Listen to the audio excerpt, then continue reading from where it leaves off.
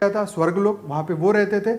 असुरों को पाताल लोक दिया गया था, रसातल, पाताल, तलातल वहां पे दिया गया था, और मनुष्य जो है वो धरती लोक में रहते थे।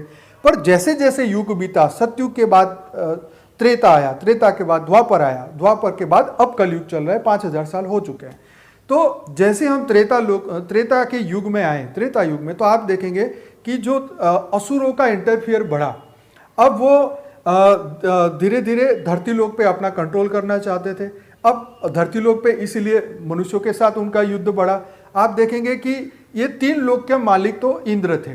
जैसे इंद्र को 3 लोकों का स्वामी कहा गया है, भूलोक, भूगर्भलोक और स्वलोक। तीनों लोक में जितने भी जीव हैं उनके ऊपर भगवान इंद्र का आधिपत्य था, उस जीवों के ऊपर उनका आधिपत्य था, मतलब कंट्रोल था इन शॉर्ट।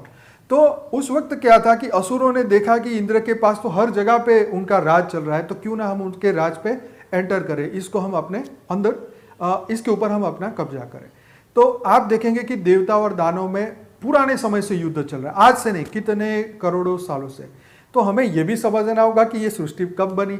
साइंस बोलती है कि ये पूरा यूनिवर्स जो है वो तो 13.4 बिलियन ईयर का बताते हैं, पर हमारी अगर पृथ्वी की बात करें तो 400 करोड़ साल पुरानी हमारी पृथ्वी को बताया जाता है। अब हमारे वेदों और शास्त्रों में बताया कि ब्रह्मा का एक परार्थ पूरा हो चुका है, जो कि 156 करोड़ साल का था, और अभी ब्रह्मा का दूसरा परार्थ चल रहा है, जो कि अभी उसमें भी 197 करोड़ साल बीत चुके हैं। एग्जैक्ट कैलकुलेशन भी मैं आपको बता सकता हूं, क्योंकि ये शास्त्रों के आधार से है।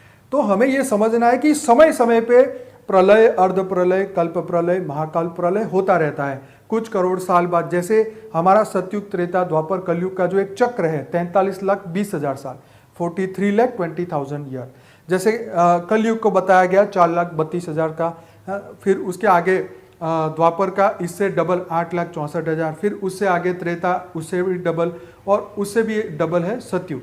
तो इस चारों का, 4 युग का एक चतुर्युग होता है, एक चक्र होता है, तो उसका 43,20,000 साल होते हैं। तो जब ये धरती पे इतने साल बीत जाते हैं तो सबसे पहले एक प्रलय होता है। तो आप देखते हैं कि